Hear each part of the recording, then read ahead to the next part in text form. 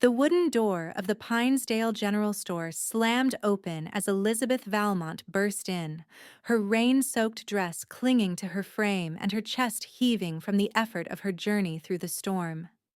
The year was 1879, and the small frontier town of Pinesdale, Colorado, had never witnessed such a determined woman, especially not one traveling alone. The townspeople gathered inside stared at her with a mixture of curiosity and suspicion, but Elizabeth paid them no mind. She had traveled too far to be deterred by judgmental glances. "I need directions to the Quinn Ranch," she announced, her voice carrying the refined lilt of her Eastern upbringing, but possessing a steel that suggested she wouldn't take no for an answer. The elderly shopkeeper leaned against the counter, eyeing her with faint amusement. "Quinn Ranch? That'd be Quentin Xavier's place, about 5 miles west of here. But miss, you don't want to go there. That man hasn't welcomed visitors in nearly 2 years." Elizabeth straightened her spine, water dripping from her traveling coat onto the wooden floorboards. "Nevertheless, that's where I'm headed. I have business with Mr. Xavier." A man by the potbelly stove chuckled. "Business with Quentin Xavier? Lady, that man barely speaks to folks he's known his whole life nowadays. What kind of business could a city girl like you have with him?" Elizabeth's green eyes flashed. "That's between me and Mr. Xavier. Now, will someone give me proper directions, or must I find my own way?" The shopkeeper sighed, recognizing the determination in her stance. "Follow the main road west out of town. When you reach the split elm big tree hit by lightning some years back, take the dirt path to the right. Can't miss the ranch house after about a mile down that way. But don't say we didn't warn you." Elizabeth nodded her thanks, purchased a few supplies, and ignored the whispers that followed her out the door. The rain had lightened to a drizzle, but the darkening sky promised more to come. Climbing onto her rented horse, she urged the animal west, toward the home of a man she'd never met, but whose life was now inexorably linked with hers. The journey took longer than expected as the muddy road slowed her progress. By the time she spotted the split elm the shopkeeper had mentioned, the rain had started again in earnest. Following the path to the right, Elizabeth soon caught sight of a large ranch house nestled among a stand of pine trees, smoke curling from its chimney. The property had clearly once been well maintained, but now showed signs of neglect. The white paint on the fence was peeling, and several posts needed repair. As she approached, she could make out a large barn to the side of the main house and several smaller outbuildings scattered across the property. Securing her horse at the hitching post near the front porch, Elizabeth took a deep breath to steady herself. She had rehearsed this meeting countless times during her journey from Boston, but now that the moment had arrived, doubt crept in. Would he help her? Would he even listen? Before she could knock, movement through the window caught her eye. Curious. She stepped off the porch and made her way to the side of the house, peeking through another window. The sight inside made her pause. A man stood with his back to her, his broad shoulders hunched over as he worked meticulously on what appeared to be a wooden cradle. His movements were careful, precise, as he sanded the wood with slow, deliberate strokes. There was something in his posture, a heaviness, a burden that spoke of profound grief. Elizabeth watched, transfixed, as he set down the sandpaper and ran his hand along the smooth curve of the cradle's side. His touch was reverent, almost tender, and when he bowed his head, she knew she was witnessing a deeply private moment. She should announce her presence, she knew, but something held her back. The cradle told a story one she suspected was connected to her own reason for being here. Taking a step back, her boot caught on a loose stone, sending it clattering against the house. Inside, the man's head snapped up. He crossed to the window in long strides, pulling back the curtain fully to reveal Elizabeth standing in the rain. His eyes, a startling blue that seemed to pierce right through her, narrowed with suspicion. "Who are you?" he demanded, his voice rough from disuse. Elizabeth straightened her shoulders. "Mr. Xavier? My name is Elizabeth Valmont. I've come from Boston to speak with you on a matter of great importance. His expression darkened. I don't know any Elizabeth Valmont, and I have no business with anyone from Boston. It concerns Caroline, Elizabeth said quietly. At the mention of the name, all color drained from his face. Without another word, he disappeared from the window. Moments later, the front door swung open. Quentin Xavier was even more imposing up close tall, with broad shoulders and strong features weathered by sun and hardship. His dark hair was too long, as if he hadn't bothered with a proper cut in months, and a beard shadowed his jaw. But it was his eyes that captured her attention, eyes that had seen too much sorrow. "Get inside," he said gruffly, stepping back to allow her entry. "Before you catch your death in this rain." The interior of the ranch house was warm from the fire burning in the stone hearth, but sparsely furnished, as if the owner cared little for comfort. Elizabeth removed her wet coat, hanging it on a hook by the door. "How do you know Caroline?" Quentin demanded without preamble. Elizabeth met his gaze steadily. "She was my cousin. Second cousin, actually." "Was?" His voice cracked slightly on the word. "Yes. She passed away 3 months ago." Quentin turned away abruptly, moving to stand by the fire. His hands gripped the mantelpiece so tightly that his knuckles turned white. "Why are you here, Miss Valmont?" "She left letters," Elizabeth explained. "Many letters she never sent to you. I found them after her passing, along with her journal. That's how I learned about everything." He remained silent, staring into the flames. "Mr. Xavier," Elizabeth continued, "I know about your correspondence with Caroline. I know that you met her when she visited her uncle's ranch in Colorado 4 years ago. I know that you fell in love, that you planned to marry, and that you built a home for her, this home. And I know why she never returned as promised." "Her father," Quentin said flatly, still not looking at her. "Yes. Uncle William forbade the match. He had arranged a more suitable marriage for her with the son of a business associate. Caroline tried to defy him, but he threatened to disown her brother, who was dependent on him due to his ill health. She couldn't bear to be the cause of her brother's suffering, so she chose her family," Quentin finished. "Made the sensible choice." Elizabeth stepped closer. "She never stopped loving you. Her marriage was not a happy one. Her husband, Edward Palmer, was not a kind man." Now Quentin turned to face her, his expression hard. "And you've traveled all this way to tell me this? That the woman I loved was unhappy with the man she chose over me? What comfort am I supposed to find in that, Miss Valmont?" "That's not why I've come," Elizabeth said quietly. "I've come because of Emma." "Emma?" "Your daughter." The words hung in the air between them. Quentin stared at her, disbelief written across his features. "That's not possible," he finally said, his voice barely audible. "When Caroline left Colorado, she was with your child. She didn't know it at the time. By the time she realized, the wedding to Edward was mere weeks away. She had no choice but to go through with it. Edward believed the child was his, and Caroline never corrected him." Quentin sank into a nearby chair, his face ashen. "I have a daughter?" "Yes. Emma Caroline Palmer. She's 3 years old now." Elizabeth reached into her pocket and withdrew a small daguerreotype, which she handed to Quentin. "This was taken on her 3rd birthday." With trembling hands, Quentin accepted the photograph. The little girl in the image had dark curls and a serious expression that somehow seemed familiar. His own eyes stared back at him from her small face. "Where is she?" he asked, his voice hoarse. Elizabeth took a deep breath. "That's why I'm here.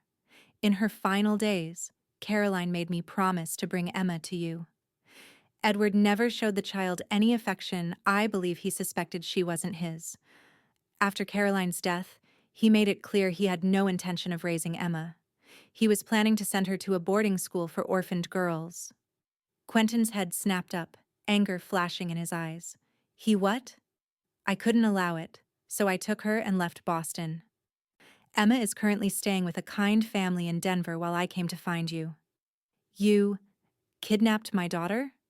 I rescued her, Elizabeth corrected firmly. Caroline's last wish was for Emma to know her real father. She wanted Emma to have the life she couldn't hear, with you. Quentin stood abruptly, pacing the room. I don't. He stopped, running a hand through his hair. I know nothing about raising a child, Miss Valmont, especially not a little girl. Elizabeth glanced meaningfully at the cradle visible through the doorway to the adjacent room. I think you've been preparing longer than you realize, Mr. Xavier. Following her gaze, Quentin's expression softened slightly.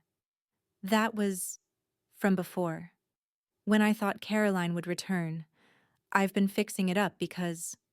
He trailed off, unable to explain the compulsion that had driven him to restore the cradle in recent weeks. Because somewhere inside, you knew? Elizabeth suggested gently. Quentin shook his head, not ready to accept such fanciful notions. You can't just show up and tell me I have a daughter and expect me to know what to do. I don't expect you to know what to do, Elizabeth replied. No parent ever does, not really, but Emma needs her father.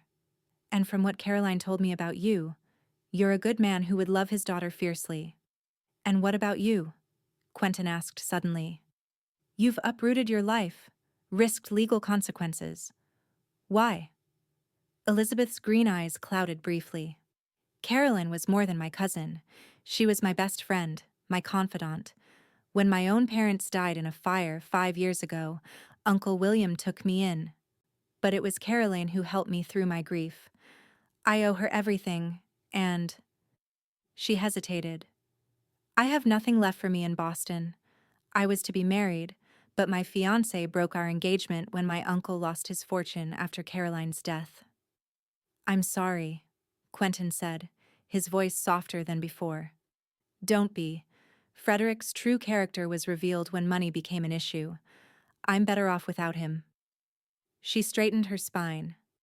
Mr. Xavier, I understand this is overwhelming. I don't expect an answer tonight. But I hope you'll at least consider meeting Emma. She's a remarkable child. Quentin looked down at the photograph still in his hand, studying the little girl's features. She has Caroline's chin, he said quietly. Yes, and her laugh too. Elizabeth smiled. But she has your eyes. Definitely. A crash of thunder rattled the windows, reminding them both of the storm raging outside. Quentin cleared his throat. You can't travel back to Denver in this weather. There's a spare room upstairs. You're welcome to stay until the storm passes. Thank you. Elizabeth nodded gratefully. And Mr. Xavier? For what it's worth, I believe you'll be a wonderful father to Emma. For the first time, a ghost of a smile touched his lips. Quentin, he corrected. If you're going to upend my entire life, Miss Valmont, you might as well call me Quentin. Then you must call me Elizabeth, she replied, relieved that he hadn't ordered her off his property. That night, as rain lashed against the windows of the ranch house, both occupants lay awake in their separate rooms, contemplating the unexpected turn their lives had taken. For Quentin, thoughts of a daughter he never knew existed filled his mind, along with memories of Caroline and the life they'd planned together. For Elizabeth, uncertainty about the future loomed large, but she took comfort in having fulfilled her promise to her cousin. Morning dawned clear and bright, the storm having passed during the night. Elizabeth woke to the smell of coffee and the sound of movement downstairs. Dressing quickly, she made her way to the kitchen, where she found Quentin preparing a simple breakfast. I'm not much of a cook, he said by way of greeting, but I can manage eggs and bacon without burning down the house. It smells wonderful, Elizabeth assured him, accepting the cup of coffee he offered. They ate in companionable silence for a few minutes before Quentin spoke. I've been thinking about what you said. About Emma. Elizabeth looked up, trying to read his expression. And? I want to meet her, he said firmly. She's my daughter. Caroline wanted her to be with me, and that's where she belongs. Relief washed over Elizabeth. I'm glad. She deserves to know her father. There's just one problem, Quentin continued. I don't know the first thing about raising a little girl. This place. He gestured around the kitchen, which, like the rest of the house, showed signs of a man living alone with little regard for comfort or aesthetics. It's no place for a child right now. We can fix that, Elizabeth said confidently. It's a beautiful home, Quentin. It just needs a woman's touch and some attention. He raised an eyebrow. We? Elizabeth faltered. I just assumed I would help with the transition. For Emma's sake. She knows me, trusts me. It would be easier for her if I stayed, at least for a little while. But of course, if you'd prefer I leave after bringing her here. No, Quentin interrupted. You're right. It would be better for Emma if you stayed. He hesitated, then added. And I could use the help. I've been alone out here for a long time. Then it's settled. Elizabeth nodded. We'll go to Denver together to get Emma, and then we'll make this house a proper home for her. A week later, Elizabeth stood on the porch of the ranch house, watching as Quentin paced nervously in the yard. They had returned from Denver the previous day, bringing Emma with them. The little girl had been shy with Quentin at first, hiding behind Elizabeth's skirts, but had slowly warmed to him during the journey back to the ranch. Now, Elizabeth was giving father and daughter some time alone to get acquainted. Through the window, she could see Emma sitting at the kitchen table, her small legs swinging as she concentrated on the paper before her, drawing with the pencils Quentin had purchased in town. Quentin stopped his pacing and joined Elizabeth on the porch. She's so small, he said quietly. Children usually are, Elizabeth replied with a gentle smile. I keep thinking I'm going to break her somehow. You won't. You're already doing wonderfully with her. He shook his head. She still looks at me like I'm a stranger. Give her time, Quentin. She's only known you a few days. But did you notice how she showed you her drawing this morning? She's reaching out in her own way. A faint smile touched his lips. It was a horse, she said. Looked more like a dog to me, but I didn't tell her that. Elizabeth laughed. Wise decision. Thank you, he said suddenly, his voice serious. For bringing her to me, for staying to help. You don't need to thank me. I promised Caroline. Still, he insisted, you've given up your life in Boston for this. For us. Elizabeth looked out at the mountains in the distance, considering her words carefully. I didn't have much of a life left in Boston, to be honest. After Caroline died and Uncle William lost his fortune, society was less than kind. And as I told you, Frederick breaking our engagement was actually a blessing. I didn't love him. Quentin studied her profile. You never loved him? I thought I could learn to, she admitted. He was charming, well-connected. It seemed like a sensible match. But Caroline. She smiled sadly. Caroline always said I deserved a great love, like what she found with you. She wanted that for me, even if she couldn't have it herself. She was a romantic, Quentin said softly, remembering. She was, and braver than I ever was. Elizabeth turned to face him. She would be happy, knowing Emma is with you. That's all that matters now. Before Quentin could respond, Emma appeared at the door, clutching another drawing. Miss Lizzie, I made another picture. Elizabeth crouched down to the child's level. Let me see, sweetheart. Emma proudly displayed her artwork, 3 stick figures standing in front of what appeared to be a house. That's you. She pointed to the tallest figure with long hair. And that's Mr. Quentin. She indicated the other tall figure. And that's me. Elizabeth felt Quentin tense beside her, and she knew he was seeing the same thing she was. Emma had drawn them as a family.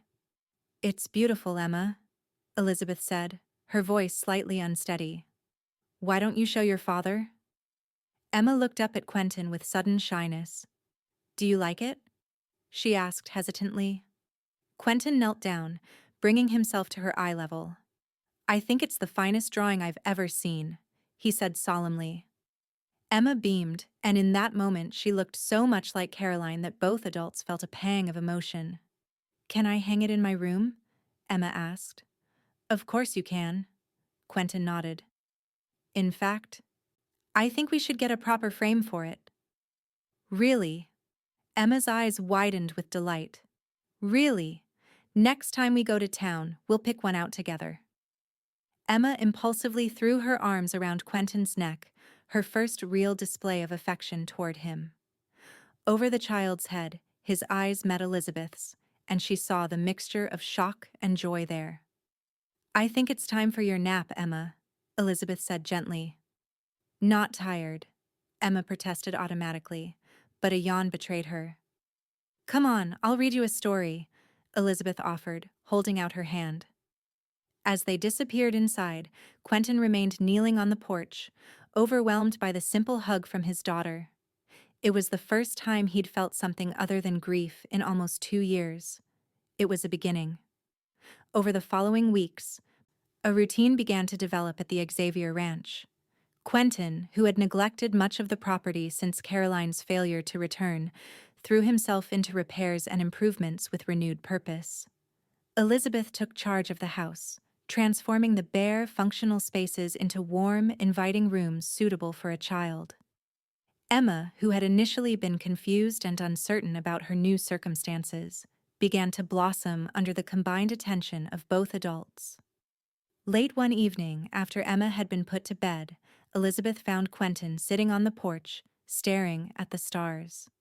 She hesitated in the doorway, reluctant to intrude on his solitude, but he noticed her and gestured for her to join him. She asked about her mother today, he said without preamble as Elizabeth settled in the chair beside him. What did you tell her? The truth, that her mother was beautiful and kind and loved her very much, but had to go to heaven. He sighed. She wanted to know if her mother was watching over her from the stars. I said yes. That's what Caroline would have said, Elizabeth assured him. They sat in companionable silence for a while, listening to the night sounds of the ranch, the distant lowing of cattle, the chirp of crickets, the soft whicker of horses in the barn. Emma's happier here, Elizabeth observed. She smiles more than she ever did in Boston. She told me today that she likes having a papa, Quentin said, his voice thick with emotion. She asked if she could call me that papa. Elizabeth reached over and squeezed his hand impulsively.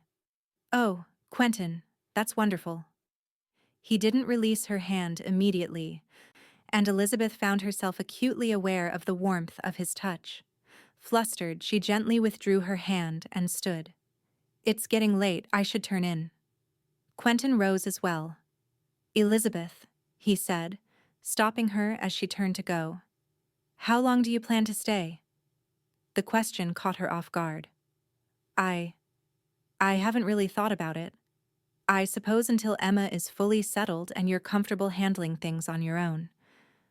And then what? Back to Boston? She shook her head.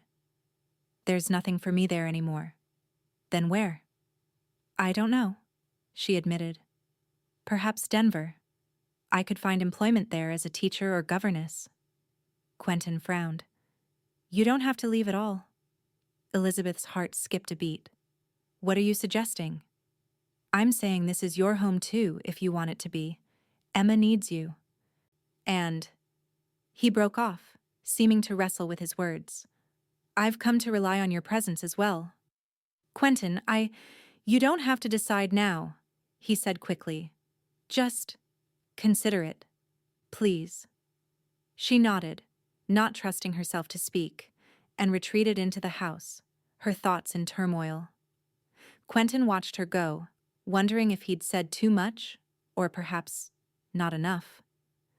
The days grew shorter as autumn settled over the Colorado landscape, painting the aspen trees in brilliant gold. Emma, now fully comfortable in her new home, followed Quentin around the ranch whenever possible, asking endless questions about the horses, the cattle, and the workings of ranch life. To Elizabeth's amusement, the once taciturn cowboy answered each query with infinite patience, his deep voice explaining everything from why the sky is blue to how to properly saddle a horse. One crisp October morning, Elizabeth was gathering late-season vegetables from the kitchen garden she had planted when she heard Emma's delighted laughter from the direction of the barn.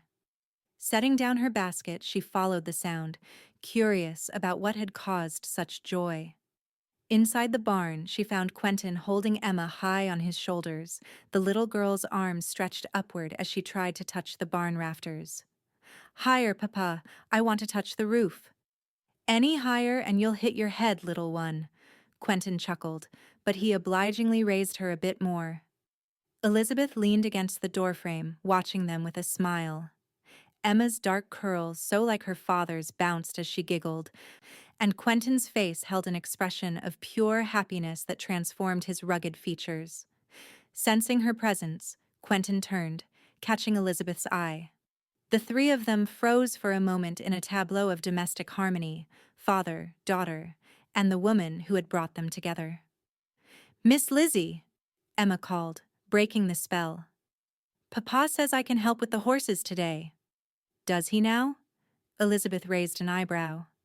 "And what does helping with the horses entail?" "Brushing them and giving them treats," Quentin clarified, lowering Emma to the ground. "Nothing dangerous." "Well then, that sounds like an excellent lesson," Elizabeth nodded approvingly. "Would you like to join us?" Quentin offered. "I should finish gathering the vegetables before the frost gets to them," she demurred. "Please, Miss Lizzie," Emma pleaded. "The horses like you best." "That's not true," Elizabeth laughed. "Daffodil definitely prefers your father." "But Thunder likes you," Emma insisted, referring to the temperamental black gelding that, inexplicably, had taken a liking to Elizabeth, despite his general distrust of most humans. "She's right about that," Quentin admitted. "Still can't figure out how you tamed that ornery beast." Elizabeth pretended to consider, then smiled. "I suppose the vegetables can wait a little longer." Emma clapped her hands in delight, and Quentin's answering smile made Elizabeth's heart flutter in a way that was becoming increasingly familiar and increasingly concerning. Later that evening, after Emma was asleep, Elizabeth sat at the kitchen table mending one of the child's dresses. Quentin entered from outside, having made his final rounds of the property for the night. "You don't have to do that," he said, nodding at the mending. "I can buy her new dresses." "It's just a small tear," Elizabeth replied, continuing her neat stitches. "Besides, I don't mind." Quentin poured himself a cup of coffee and sat across from her. "I've been thinking," he began slowly. "A dangerous pastime," she teased gently, glancing up from her work. He smiled briefly, then grew serious again. "Winter will be here soon. The passes to Denver can get treacherous with snow." "Yes, I've heard the winters are harsh here. What I'm trying to say is—" He took a deep breath. "If you're planning to leave before spring, you should make arrangements soon." Elizabeth's hands stilled. "Are you asking me to leave?" "No," he said quickly. "God, no. I'm trying poorly to say that if you stay through winter, you'll be here for months, and I need to know if that's your intention."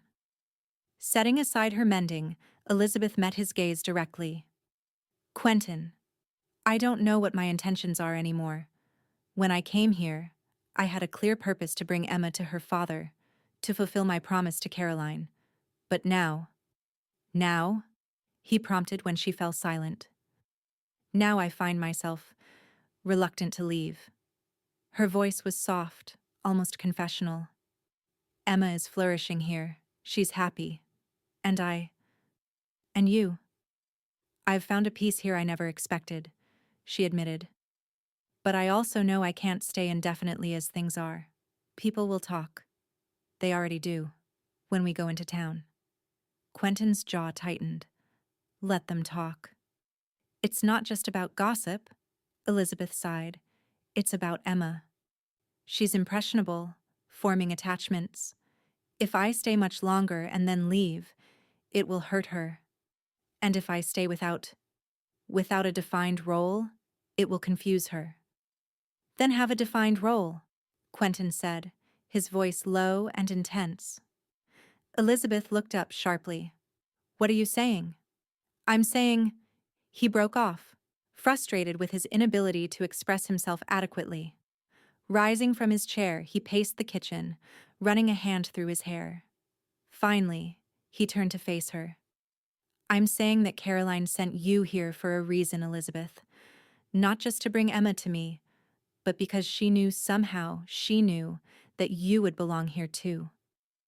Elizabeth's heart pounded so loudly she was certain he must hear it. You still love Caroline? She said quietly. I'll always love Caroline, he acknowledged. She was my first love, and she gave me the greatest gift in Emma. But Caroline is gone, and I've made my peace with that. And I'm her cousin, Elizabeth pointed out. Isn't there something wrong about that? Quentin moved closer, crouching beside her chair so they were at eye level. What I feel for you has nothing to do with Caroline. It's about who you are, your kindness, your strength, the way you face challenges head on, the way you love Emma as if she were your own. Quentin, Elizabeth whispered, her voice unsteady. I'm not asking for an answer tonight, he said, taking her hands in his. I know this is sudden. I know you might not feel the same way. But I needed you to know that I want you to stay not as Emma's caretaker or as a guest, but as a permanent part of our family. Before Elizabeth could respond, a small voice called from the stairway. Miss Lizzie, I had a bad dream. Both adults turned to see Emma standing on the bottom step, clutching her favorite doll, her eyes wide with lingering fear. I'm here, sweetheart, Elizabeth said, rising and going to the child. She knelt and opened her arms, and Emma rushed into them. What was your dream about? There was a monster, Emma said into Elizabeth's shoulder. It wanted to take me away from you and Papa. Elizabeth exchanged a glance with Quentin over the child's head. No monster is going to take you away, she assured Emma. Your Papa would never let that happen. What about you? Emma asked, pulling back to look at Elizabeth with worried eyes. Would you let a monster take me? Never, Elizabeth said firmly. I'll always protect you. Emma. Promise? I promise. Then you won't leave? Emma asked, her voice small. Mrs. Peterson in town said you would go away soon. Elizabeth felt a jolt of surprise, then anger at the town gossip who would say such a thing within earshot of a child. Mrs. Peterson doesn't know everything, Emma. Now, let's get you back to bed. After tucking Emma in and sitting with her until she fell asleep again, Elizabeth returned to the kitchen to find Quentin still there, waiting. You heard her, he said quietly. Children fear abandonment, Elizabeth replied, avoiding his gaze. It's natural, especially after the changes she's experienced. Elizabeth, look at me, Quentin requested. And when she did, his expression was resolute. I meant what I said earlier. I want you to stay, not just for Emma's sake, but for mine. And I hope you might want that too. Elizabeth felt tears stinging her eyes. I do want to stay, she confessed. But Quentin, this is happening so fast. You barely know me. I know enough, he insisted. I know you're brave enough to travel across the country alone to keep a promise. I know you put others' needs before your own. I know you can calm a spirited horse with just your voice and patience. I know you hum when you're happy and bite your lip when you're worried. And I know that since you came into our lives, this house has become a home again. And what if it doesn't work? She asked, voicing her deepest fear. What if we find we can't care for each other that way? What happens to Emma then? I think we already care for each other that way, Quentin said gently. I see it in the way you look at me sometimes, when you think I don't notice. I feel it in the way my heart lifts when you enter a room. But if I'm wrong, if you don't feel the same, then say so, and I won't mention it again." Elizabeth took a deep breath, gathering her courage. "You're not wrong," she admitted, her voice barely audible. "I do have feelings for you, Quentin. Feelings that go beyond friendship or obligation to Emma. But it frightens me. I came here for Caroline and Emma, not for myself." "Caroline would want you to be happy," Quentin said, moving closer to her. "She would want us both to be happy." "Do you really believe that?" "I do. Caroline had the biggest heart of anyone I've ever known. She wouldn't want us to be alone out of some misplaced loyalty to her memory." Elizabeth nodded slowly. "So what happens now?" "Now," Quentin said, taking her hand. "We take things one day at a time, get to know each other better, see where this leads. But we do it knowing that we both want the same future, one where you stay here, with Emma and me." "That sounds reasonable," Elizabeth agreed, a small smile tugging at her lips despite the serious conversation. "Good," Quentin said, and then, hesitantly, he raised his hand to cup her cheek. "May I?" Elizabeth nodded, her heart racing as Quentin leaned in and pressed his lips to hers in a gentle, questioning kiss. It was brief, almost chaste, but it sent warmth spreading through her entire body. When they parted, Elizabeth could see her own wonder reflected in Quentin's eyes. "That was a beginning," he finished for her. She smiled fully now. "Yes, a beginning." As winter settled over the Colorado mountains, the little family on the Xavier Ranch grew closer. Snow blanketed the landscape, transforming the world outside into a pristine wonderland that delighted Emma. Inside the ranch house, warmth and laughter prevailed as Quentin and Elizabeth navigated their new relationship with cautious joy. Christmas approached, bringing with it Emma's excited anticipation. The little girl had never experienced a proper Christmas celebration, as her mother had been ill the previous year, and her father, Edward, not Quentin, had seen little value in holiday frivolities. Elizabeth was determined to make this first Christmas in Emma's new home special. One afternoon, while Emma napped, Elizabeth and Quentin ventured into the woods near the ranch to find a suitable Christmas tree. Snow crunched beneath their boots as they walked, their breath forming clouds in the crisp air. "When I was a girl," Elizabeth said, breaking the companionable silence, "my father would take me to choose our Christmas tree. It was always a grand adventure. He'd lift me onto his shoulders so I could point to the one I wanted." "And what made a tree worthy of your selection?" Quentin asked, his eyes warm as he watched her reminisce. "It had to be perfectly shaped, of course," Elizabeth laughed, "and tall enough to impress, but not so tall that the star on top would touch the ceiling. My standards were very exacting." "I can imagine," he smiled, reaching for her gloved hand and interlacing their fingers. "Emma has that same decisive streak. Must run in the family." Elizabeth squeezed his hand, touched by his casual inclusion of her in the family line. Over the past weeks, such moments had become more frequent, small acknowledgments that she belonged with them, that her place in their lives was not temporary but essential. "What about that one?" Quentin pointed to a shapely pine about 7 feet tall. Elizabeth assessed it critically.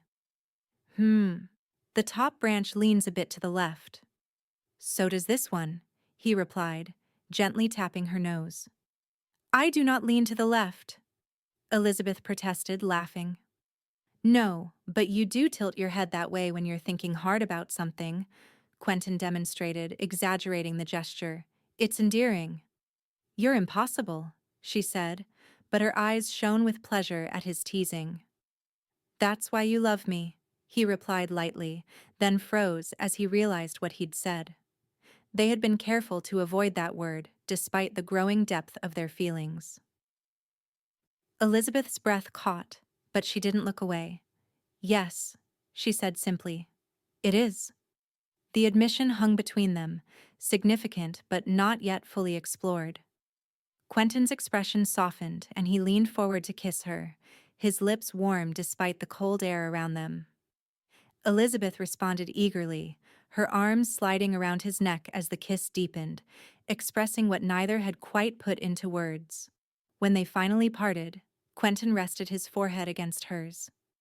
I love you too, he said quietly. In case that wasn't clear. Elizabeth smiled. It's becoming clearer by the day.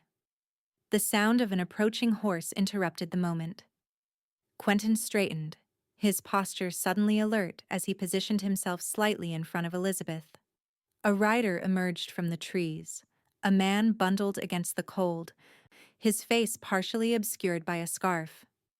Hello there, the stranger called, reining in his mount. Hope I'm not intruding. Can I help you? Quentin asked, his voice neutral but wary. The man dismounted, approaching them on foot. As he got closer, he pulled down his scarf, revealing a face that made Elizabeth gasp. Frederick? The man's eyes widened in recognition. Elizabeth? Good God, it is you. He looked her up and down, taking in her practical frontier clothing and her hand still clasped in Quentin's. I've been searching for you for months. Quentin looked between them, his expression hardening. You know this man? This is Frederick Blackburn, Elizabeth explained, her voice tight.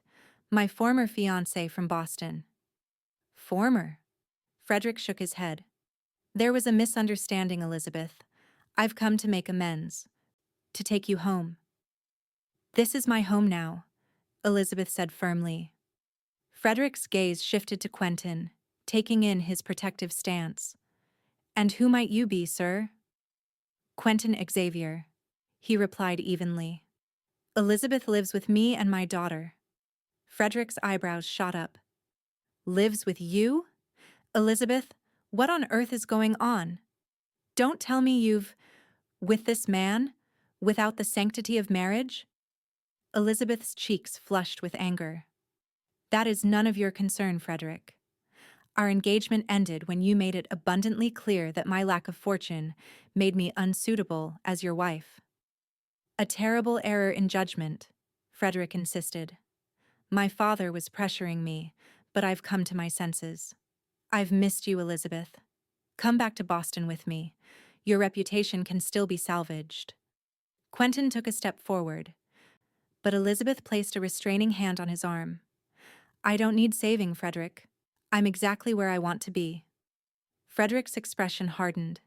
Is that so? And what about the child you stole? Edward Palmer has been looking everywhere for his daughter. There's a warrant out for your arrest, Elizabeth. Emma is not Edward's daughter, Elizabeth replied, lifting her chin defiantly. She is Quentin's child, as a simple comparison of their features would prove to anyone with eyes. Caroline confirmed it in her letters. Edward Palmer was a cruel man who never showed Emma a moment's kindness. That's for the courts to decide, Frederick said coldly. I came to find you out of concern, Elizabeth, but if you insist on this frontier fantasy, then I'll have no choice but to inform the authorities of your whereabouts. You do that, Quentin said, his voice dangerously calm. And while you're at it, you can tell them about the bruises on Caroline Palmer's arms that Elizabeth documented. Tell them about the witnesses in the Palmer household who saw Edward's rages. Tell them about Caroline's dying wish that her daughter be raised by her true father. Frederick faltered slightly.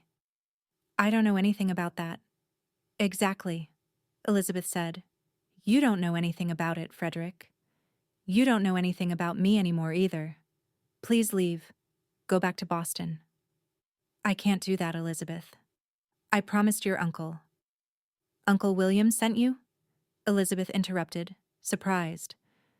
He's dying, Frederick said bluntly. He wants to see you before he passes. And he wants to make things right for Caroline's child. He regrets forcing Caroline into that marriage with Edward. He didn't know how bad it was. Elizabeth's resolve wavered at this news. William Valmont had been like a father to her after her parents' death, despite his sometimes rigid ways. The thought of him dying, asking for her, stirred complicated emotions. "When?" she asked softly. "The doctors give him a few months at most," Frederick replied. "Elizabeth, whatever has happened between us, please don't punish your uncle. He loves you, and he wants to help Emma." Elizabeth looked at Quentin, whose expression had grown unreadable. "I need to think about this," she said finally. Frederick nodded. "I'm staying in Pinesdale for a few days. You know where to find me when you've made your decision." With that, he remounted his horse and rode back through the trees, leaving them in stunned silence. "You should go," Quentin said after a long moment, his voice tight. Elizabeth turned to him, dismayed. "What?" "To Boston. To see your uncle before he dies. You'd regret it if you didn't." "Quentin, I know what it's like to not get to say goodbye," he interrupted, pain flashing across his features. "I wouldn't wish that on anyone." Elizabeth studied his face, seeing the conflict there. "And what about Emma? What about us?" "Emma will be fine for a few weeks with me," Quentin assured her. "As for us, that depends on whether you come back." "Of course I would come back," Elizabeth exclaimed. "How can you doubt that?" Quentin sighed, running a hand through his hair. "I don't doubt your intentions, Elizabeth, but Boston is your world. It has your family, your history. Once you're back there, Once I'm back there, I'll remember exactly why I left," she said firmly. "Quentin, look at me." She waited until his eyes met hers. "I love you. I love Emma. I love our life here. Nothing in Boston can change that." He nodded slowly, but she could see he wasn't entirely convinced. "We should get back," he said, glancing at the sky where clouds were gathering. "Storm's coming." As they walked back to the ranch, the warmth of their earlier exchange had dissipated, replaced by an unease that Elizabeth desperately wished to dispel. Frederick's sudden appearance had thrown a shadow over their budding happiness, raising questions and uncertainties that had been comfortably dormant. When they reached the house, Emma was already awake from her nap, playing contentedly with her dolls under the watchful eye of Mrs. Johnson, the widow from a neighboring farm who occasionally helped with childcare. Seeing Elizabeth and Quentin, the little girl jumped up excitedly. "Did you find a tree, Papa? Is it big?" "We got distracted," Quentin admitted, lifting her into his arms. "We'll have to try again tomorrow." "But Christmas is coming soon," Emma protested. "We need a tree for Santa." "And we'll have one," Elizabeth promised, smoothing the child's hair. "The perfect one." That night, after Emma was asleep, Elizabeth found Quentin in his study, staring into the fire with a glass of whiskey in his hand. She hesitated in the doorway, uncertain of her welcome given the tension that had lingered throughout the evening. "May I join you?" she asked softly. He looked up, his expression clearing slightly at the sight of her. "Of course." Elizabeth entered, taking the chair opposite his. "Quentin, we need to talk about what happened today." "You should go to Boston," he said abruptly.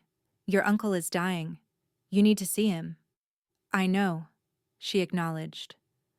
"But I need you to believe that I'm coming back." He set down his glass, leaning forward. "It's not about believing you, Elizabeth. It's about fearing that once you're back in your old life, you'll realize what you've given up for us." "Given up?" she repeated. "Quentin, I haven't given up anything of value. What I've found here with you and Emma is worth more than anything I left behind." "You say that now, but—" "No," Elizabeth interrupted firmly. "I won't let you do this.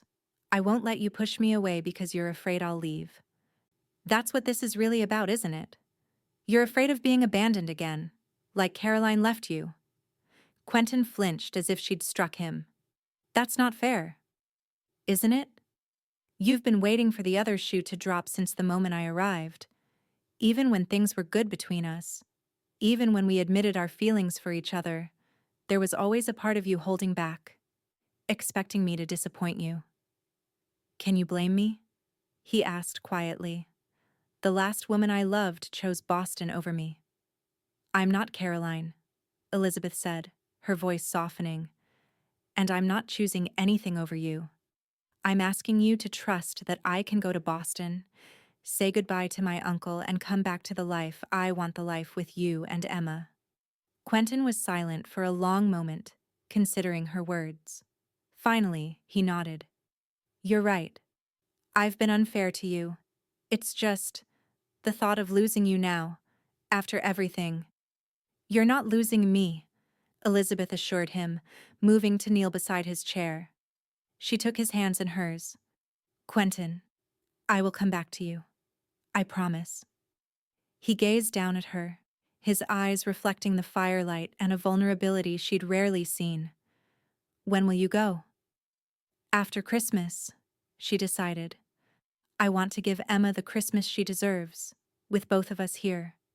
Then I'll go to Boston, settle things with my uncle, and return as quickly as I can. And if Palmer tries to claim Emma, we'll fight him, Elizabeth said firmly. Together. My uncle may be able to help with that, actually. He has influence, and if he's truly regretful about forcing Caroline into that marriage, he might be willing to use it on Emma's behalf. Quentin pulled her into his arms, holding her tightly. I love you, he murmured against her hair. And I will try to trust in that love. That's all I ask, Elizabeth replied, tilting her face up for his kiss. Christmas at the Xavier Ranch was everything Elizabeth had hoped it would be. The tree finally selected 2 days after Frederick's appearance stood majestically in the corner of the parlor, decorated with ornaments Elizabeth had crafted with Emma's enthusiastic assistance. Gifts were exchanged, carols sung, and a feast prepared that left them all pleasantly stuffed. The day after Christmas, Elizabeth began preparations for her journey to Boston. Quentin, true to his word, supported her decision, though she could still see the worry in his eyes when he thought she wasn't looking. Emma, who had been told a simplified version of the situation, alternated between excitement about the gifts Elizabeth promised to bring back from the city and anxiety about her extended absence. On the morning of her departure, Elizabeth knelt before Emma in the front hall of the ranch house, buttoning the child's coat against the winter chill. Remember, it's only for a little while, she assured the girl, whose lower lip trembled suspiciously. I'll be back before you know it. Promise? Emma asked, echoing the question she'd asked months before when fear of abandonment had first surfaced. I promise, Elizabeth said solemnly. And have I ever broken a promise to you? Emma shook her head. No, that's right. And I won't start now. Elizabeth pulled the child into a tight hug, breathing in the scent of her hair. Be good for your papa while I'm gone. I will. Emma nodded gravely. Quentin appeared in the doorway, his expression carefully composed. The wagon's ready. We should go if you want to make the morning train. The journey to the Pinesdale train station was quiet, each of them lost in their own thoughts. When they arrived, Quentin helped Elizabeth with her luggage while Emma clung to her skirts, suddenly reluctant to let go. Last call for the eastbound train, the conductor shouted. I have to go now, Elizabeth said, crouching to give Emma one final embrace. I'll write to you, and your papa will read the letters. And before you know it, I'll be home again. I love you, Miss Lizzie, Emma whispered. I love you too, sweetheart. Elizabeth stood, turning to Quentin. Take care of each other. We will, he promised, then pulled her into his arms for a fierce kiss that drew raised eyebrows from several nearby passengers. Come back to us, he murmured against her lips. Wild horses couldn't keep me away, she replied, managing a smile despite the tears threatening to fall. With a final wave, she boarded the train, finding a window seat where she could see them on the platform. As the train lurched into motion, she pressed her palm against the glass, watching as Quentin lifted Emma onto his shoulders so the child could continue waving until the train rounded a bend and disappeared from view. The journey to Boston was long and gave Elizabeth ample time to reflect on the remarkable changes in her life over the past months. When she had left Boston, she had been a woman with a mission, but no real sense of her own future. Now, she returned with a clear vision of the life she wanted, a life with Quentin and Emma on their Colorado ranch. Boston, when she finally arrived, seemed both familiar and foreign. The city's bustle and noise, once so normal to her, now felt overwhelming after the peace of the ranch. The smells, the crowds, the constant activity, all of it reinforced her certainty that this was no longer where she belonged. Frederick met her at the station, maintaining a polite distance that suggested he had accepted her rejection of his renewed suit. "Your uncle is at his townhouse on Beacon Hill," he informed her as he helped her into a carriage. "He's been asking for you daily." "How bad is it?" Elizabeth asked, preparing herself for what she might find. "Bad enough," Frederick replied grimly. "The doctors say it's his heart. Too weak to withstand a recent bout of pneumonia. He rallied when I sent word that I'd found you, though." When they arrived at the Valmont townhouse, Elizabeth was struck by how quiet it seemed. The place had once bustled with servants and visitors, reflecting William Valmont's position in Boston society. Now a single maid answered the door, her expression solemn as she recognized Elizabeth. "Miss Valmont, the master will be so relieved." "He's in his room, miss. I'll take you up." William Valmont lay propped against pillows in his massive four-poster bed, his once robust frame wasted by illness. His face brightened when Elizabeth entered the room. "Lizzie," he said, his voice a weak shadow of the commanding tone she remembered. "You came." "Of course I came, Uncle William," she replied, moving to his bedside and taking his frail hand in hers. "How could I not? After everything, I wasn't sure." He broke off, coughing. "I've made so many mistakes, Lizzie, with Caroline, with you." "Shh," she soothed. "Save your strength. We have time to talk about all of that." But they didn't have as much time as she had hoped. William's condition deteriorated rapidly over the next 2 weeks, and Elizabeth found herself constantly at his bedside. Between lucid conversations where they discussed Caroline, Emma, and the mistakes of the past, there were increasingly frequent periods where William drifted in and out of consciousness. During one clear moment, he gripped Elizabeth's hand with surprising strength. "I've changed my will," he told her. "Everything goes to you, with provisions for Emma's education and future. Use it wisely, Lizzie. Make a good life." "Uncle William, and I've had my lawyers prepare documents," he continued, determined to speak. "Affidavits about Edward Palmer, his treatment of Caroline, his unsuitability as a father. If he tries to claim Emma, use them." Elizabeth's eyes widened. "You've thought of everything." "Too little, too late," William sighed. "I should have protected Caroline from him. I should have listened when she spoke of her cowboy. Was she happy, at least, for a time? With him?" "Yes," Elizabeth assured him. "She was very happy with Quentin. She loved him deeply." "And he loved her?" "Very much. He still honors her memory." William nodded weakly. "Good. That's good." His eyes drifted closed, but he forced them open again. "And you, Lizzie? Are you happy with him?" Elizabeth felt a blush rise to her cheeks. "Yes, Uncle, I am." "Then go back to him," William said softly. "Don't waste time as I did, clinging to outdated notions of what's proper. Life is too short for regrets." 3 days later, William Valmont passed peacefully in his sleep, with Elizabeth holding his hand.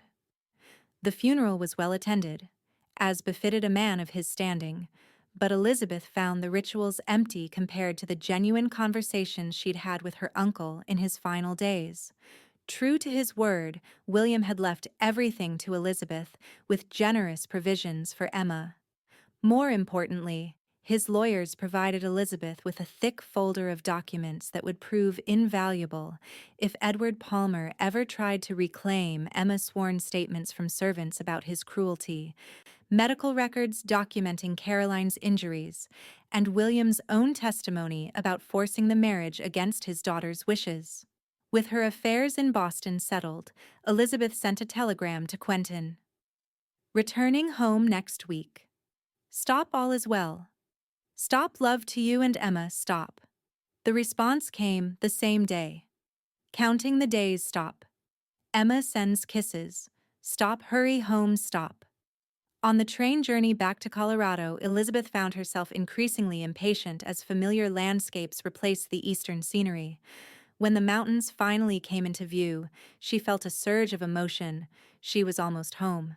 The Pinesdale station was quiet when her train arrived, with only a few passengers disembarking. Elizabeth scanned the platform anxiously, and then her heart leapt as she spotted them. Quentin standing tall and straight, with Emma perched on his shoulders, both of them searching the train windows. "There she is!" Emma shouted, pointing. "Papa, there's Miss Lizzie." Elizabeth barely waited for the train to come to a complete stop before gathering her skirts and rushing toward the exit. The moment her feet touched the platform, Emma was scrambling down from Quentin's shoulders and running toward her. Miss Lizzie, you came back." Elizabeth caught the child in her arms, lifting her off the ground in a tight embrace. "Of course I came back, just as I promised." Over Emma's head, her eyes met Quentin's, and the love and relief she saw there made her heart swell. He approached slowly, as if savoring the sight of her. "Welcome home," he said simply. "It's good to be home," she replied, setting Emma down but keeping hold of her hand. Quentin reached for her then, pulling her into an embrace that conveyed all the longing of their separation. Emma giggled between them, wrapping her arms around both their legs in a three-way hug that made Elizabeth laugh through the happy tears that threatened to fall. "I missed you both so much," she confessed. "We missed you too," Quentin said. "The house wasn't the same without you." "Papa was sad," Emma informed her solemnly. "He looked at your picture a lot." Quentin's cheeks reddened slightly. "Thank you for that observation, Emma." Elizabeth smiled, touched by the child's candor and the evidence of Quentin's feelings. "Well, I'm back now, and I don't plan on leaving again." "Good," Emma declared, "because Papa has a surprise for you." "Emma," Quentin warned, "that was supposed to be a secret." "Oops," the little girl said, not looking particularly remorseful. "A surprise?" Elizabeth raised an eyebrow. "What kind of surprise?" "You'll see when we get home," Quentin said mysteriously. "Let's get your luggage." The drive back to the ranch seemed both familiar and new, as Elizabeth eagerly pointed out changes in the landscape since her departure, spring flowers beginning to bloom. New foals in the pastures they passed, a fallen tree that hadn't been there before. When they arrived at the ranch house, Elizabeth's eyes immediately caught a significant change.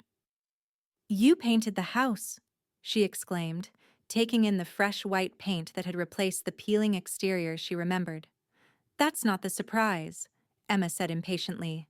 "Come inside, Miss Lizzie." Inside, the house was warm and welcoming, with fresh flowers on the table and the scent of something delicious baking in the oven. But Emma pulled her toward the stairs. "This way, come see." Elizabeth followed, bemused, with Quentin bringing up the rear. At the top of the stairs, Emma led her not to the bedroom Elizabeth had occupied before, but to a different door at the end of the hall, Quentin's bedroom. "Emma?" Quentin said, his voice suddenly nervous. "Maybe we should let Miss Lizzie rest first." "But she needs to see the surprise," Emma insisted.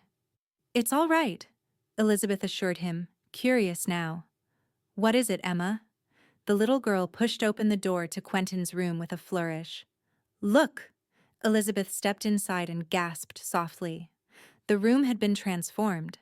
The previously sparse, masculine space now featured new curtains in a soft blue that matched the quilt on the bed. A dressing table with a mirror stood in one corner, and beside the bed that had once been Quentin's alone, there was now a cradle, the same cradle she had seen him working on the day she arrived, now fully restored and lined with delicate white fabric. "Quentin," she breathed, "what is this?" He stepped into the room behind her, his expression a mixture of hope and vulnerability. "It's our room," he said softly, "if you want it to be. And the cradle." He hesitated. "Papa says it's for when we have a baby," Emma supplied helpfully. "After you marry him." "Emma!" Quentin exclaimed, his face flushing. Elizabeth turned to him, her heart racing. "Is that true?" Quentin ran a hand through his hair, clearly flustered. "This wasn't how I planned to ask," he admitted. "But yes, that's the general idea." He moved to the dresser and opened a small drawer, removing a ring. "I've been carrying this around since before you left for Boston." He came to stand before her, taking her hands in his. "Elizabeth Valmont, I love you. These past weeks without you have shown me that I never want to be apart from you again. Will you marry me, be a mother to Emma, and perhaps, someday, give this cradle a new purpose?" Tears of joy filled Elizabeth's eyes. "Yes," she whispered. "Yes to all of it." Emma cheered as Quentin slipped the ring onto Elizabeth's finger, a simple gold band with a small pearl that had belonged to his mother. "Now you'll be my mama for real," Emma said, hugging Elizabeth tightly. "For real and forever," Elizabeth promised, her heart so full it felt it might burst. That night, after Emma was asleep, Quentin and Elizabeth sat on the porch swing, her head resting on his shoulder as they looked out at the star-filled sky. "I never thought I could be this happy again," Quentin confessed. "After Caroline left, I thought that part of my life was over." "Caroline brought us together," Elizabeth said thoughtfully. "In her own way, she's still taking care of the people she loved." "She would approve, I think," Quentin mused, "of us, of Emma having you as a mother." "I know she would." Elizabeth turned to face him. "And I will do everything in my power to be worthy of that trust, to be the wife you deserve, and the mother Emma needs." "You already are," Quentin assured her, pulling her close for a kiss that held all the promise of their future together. 1 month later, on a perfect spring day with wildflowers carpeting the meadows around the ranch, Elizabeth and Quentin were married under an arch of roses with Emma serving as their flower girl. The entire town of Pinesdale turned out for the celebration, even Mrs. Peterson, who had apparently revised her opinion of the Eastern woman who had captured Quentin Xavier's heart. As the sun set on their wedding day, Elizabeth stood on the porch of the ranch house, her home, watching Quentin twirl Emma in a dance across the yard while the last of their guests departed. "What are you thinking, Mrs. Xavier?" Quentin asked, joining her on the porch with Emma, now tired from dancing, resting her head on his shoulder. "I'm thinking about beginnings," Elizabeth replied, smiling at her new husband and daughter. "About cradles and memories, and how sometimes what seems like an ending is really just making room for something new." Quentin's eyes softened with understanding. "Caroline will always be a part of us, of our family. Without her, we wouldn't be here now. And we'll make sure Emma knows her mother's story," Elizabeth promised. "All of it, when she's old enough to understand." "I think it's time for this little one to go to bed," Quentin observed as Emma's eyes drifted closed. "Then perhaps my wife would care to join me for a private celebration." Elizabeth's cheeks warmed at his meaningful look. "I believe your wife would like that very much, Mr. Xavier." Later, as they lay in each other's arms in what was now truly their room, Elizabeth thought about the journey that had brought her to this place, to this man. From the moment she had found Quentin fixing that cradle in silence, his shoulders heavy with memory, To this moment of complete contentment, it had been a path neither of them could have anticipated, but one they now traveled together. "What are you smiling about?" Quentin asked, tracing lazy patterns on her bare shoulder. "I was just thinking," Elizabeth replied, "about how sometimes life gives you exactly what you need, even when it's not what you were looking for." "Like a stubborn Eastern woman who turns up on your doorstep and changes everything?" he teased. "Exactly like that," she laughed. "Or like a brooding cowboy who turns out to have the biggest heart of any man you've ever known." Quentin pulled her closer, pressing a kiss to her forehead. "I love you, Elizabeth Xavier."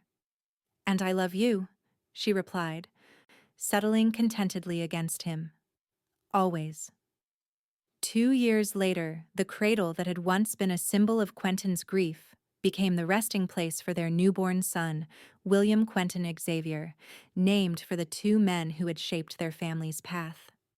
Emma, now 6 years old and attending the Pinesdale school, took her role as big sister with all the seriousness such an important position deserved. The Xavier Ranch prospered under Quentin's renewed dedication and Elizabeth's careful management of the inheritance from her uncle. The house that had once seemed so empty was now filled with laughter, occasional tears, and the everyday sounds of a family living and loving together.